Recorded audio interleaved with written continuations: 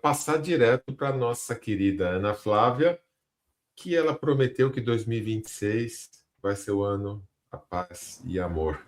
E eu acredito nela. Eu não acredito nisso. Só que não. Minha malvada favorita, você está trazendo, dentro desse contexto, um olhar importante. Não um olhar tecnológico, mas o olhar do impacto disso no usuário. Me diz, Roblox não é jogo infantil?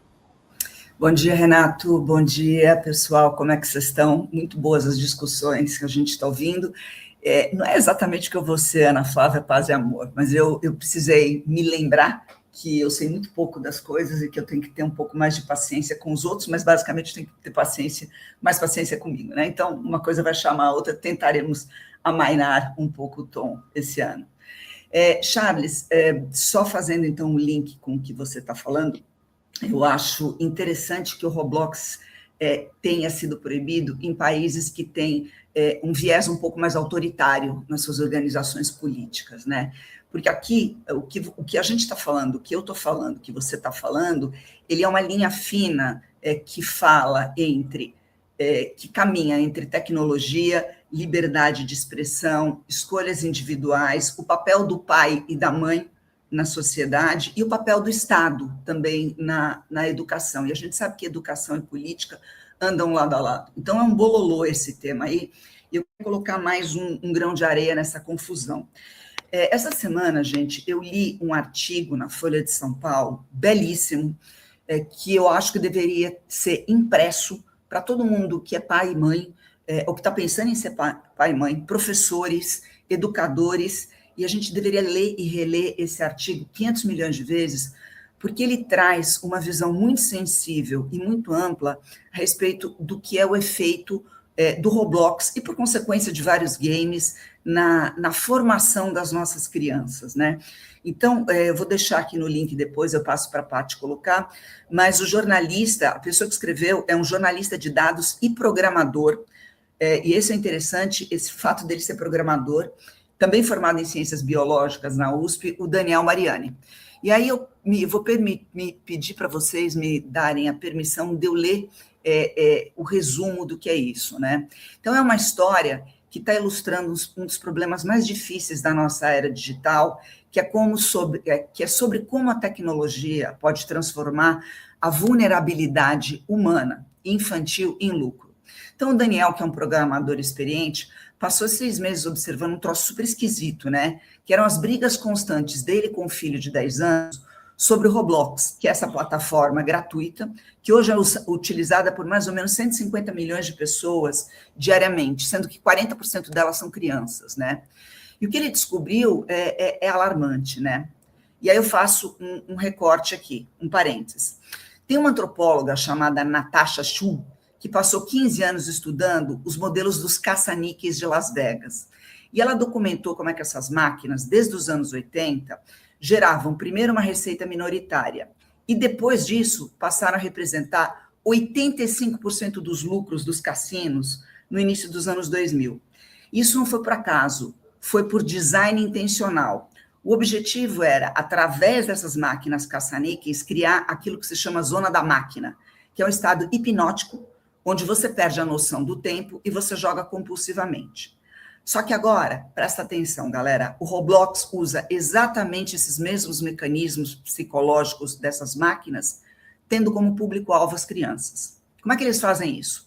Primeiro, eles eliminam sinais de parada. O que é um sinal de parada? Antigamente, um disco terminava, um filme acabava, um jogo tinha fase, então você interrompia aquele processo.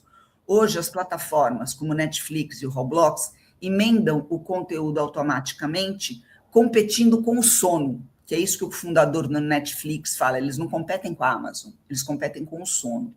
Só que isso não é retórica, isso é uma estratégia deliberada, né? Então, voltando para o Roblox, tem um jogo chamado Hobby and Brain Rot, e ele estabeleceu um recorde mundial de 24 milhões de jogadores, a grande maioria crianças, simultâneos. No Hobby and Brain Rot, não tem nem morte de personagem, nem fim de fase. É só um ciclo contínuo de tarefas curtas. Acumula, coleta renda, defende base. Sempre a criança tem alguma coisa para fazer. Sempre tem um cronômetro avisando que daqui a um minuto um item raro vai aparecer. E é isso que os cassinos chamam de reforço intermitente. É recompensa imprevisível que gera mais engajamento e recompensa consistente. Que nem os pacotinhos de figurinha do Kinder Ovo, só que numa escala industrial e algoritmizada, e com uma sofisticação psicológica incomparável. Segundo mecanismo, o Roblox facilita a entrada e dificulta a saída. Para jogar, uma criança, em teoria, não precisa nem de e-mail, nem de telefone, até muito pouco tempo, permissão dos pais. Apenas usuário, senha, data de nascimento, que pode ser mentida, né? Antes da configuração biométrica que gerou essa confusão toda. Você consegue criar até 95 contas em 1 hora. Só que se você quer deletar a sua conta, ou se o pai quer deletar a conta do seu filho no Roblox, o pai dessa história precisou, o Daniel, precisou de 1 mês, dezenas de e-mails e até cópia do passaporte da criança e dos fotos. Essa assimetria é intencional. Fácil para entrar, quase impossível de sair. Por último, eles desmaterializam o dinheiro, né? No cassino, você troca o dinheiro por ficha, no Roblox por Robux. E aí tem taxa de conversão confusa, dentro de cada jogo tem outra moeda própria. Então, são camadas de abstração que vão ofuscando esse valor real e reduz o desconforto psicológico que você tem para gastar. Exatamente que nem num cassino. Você gasta ficha, ficha não é o dinheiro real, então aquilo vai mais facilmente.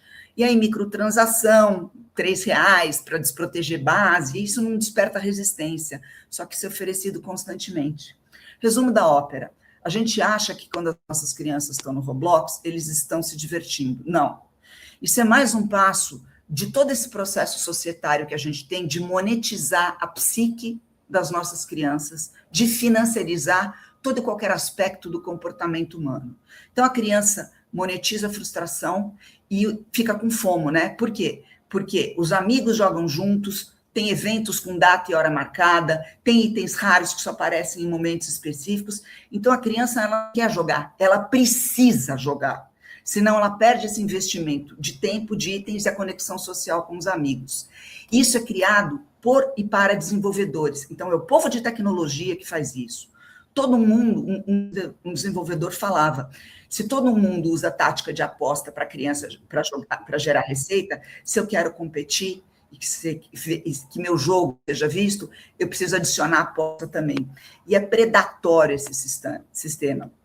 O Roblox, para completar, fornece ferramenta de vigilância sofisticada, analisa em tempo real como é que é o comportamento das crianças, quando é que elas abandonam o jogo, quanto tempo elas passam, compram, tudo vai discriminadinho por idade e gênero. E eles colocam isso à disposição para milhares de desenvolvedores, muitos adolescentes sem a menor noção do que eles estão fazendo com as outras crianças. E aí, a responsabilidade individual, né? Aí a gente vira e fala, nossa, isso é culpa dos pais, isso é culpa das crianças, isso é falta de controle, é o pai que não está cuidando do seu filho. Mas isso ignora essa assimetria de poder brutal. Porque, de um lado, você tem crianças isoladas, pais isolados, famílias cansadas, e, do outro lado, você tem exército de programadores armados com teorias psicológicas super sólidas, dados infinitos e equipes jurídicas que evitam completamente problemas de regulação e lucros estratosféricos, né? Para completar, esse pai, o Daniel, que tem 43 anos, ele trabalha como programador, ele cresceu na internet. E mesmo assim, ele demorou 6 meses para entender o problema. Para tentar minimizar a dependência do filho em cima do Roblox, ele gastou um dinheirão, troca console, substitui o tablet, e ele tinha tempo, porque ele trabalhava em casa, para observar esse comportamento do filho. A maioria das famílias cujos filhos estão enganchados dentro desse processo, não tem nem o tempo, nem o dinheiro para isso. E aí a máquina se perpetua. E o cinismo do CEO do Roblox é assustador. Ele contou numa entrevista como ele luta para ajudar o filho dele, de 21 anos, que tem transtorno bipolar, usando voos particulares, uma equipe SWAT, para encontrar e ajudar ele numa crise. Ele entende quando a vulnerabilidade afeta a família dele, mas ele lidera uma empresa que explora sistematicamente a vulnerabilidade de milhões de crianças e de pais. Então, ele é parte de um sistema muito maior, porque esse design nocivo, ele é invisível. Uma mulher viciada em caça-níquel, quando ela entendeu o mecanismo, ela começou a se perdoar.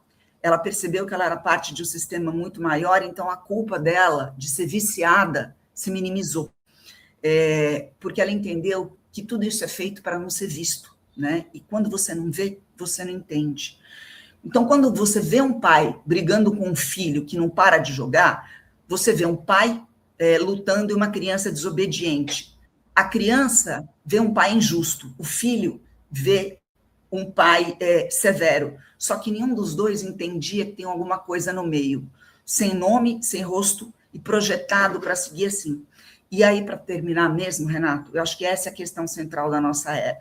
A nossa tecnologia está weaponizando a vulnerabilidade psicológica na escala industrial, especialmente contra crianças. Então, a responsabilidade individual mais não basta.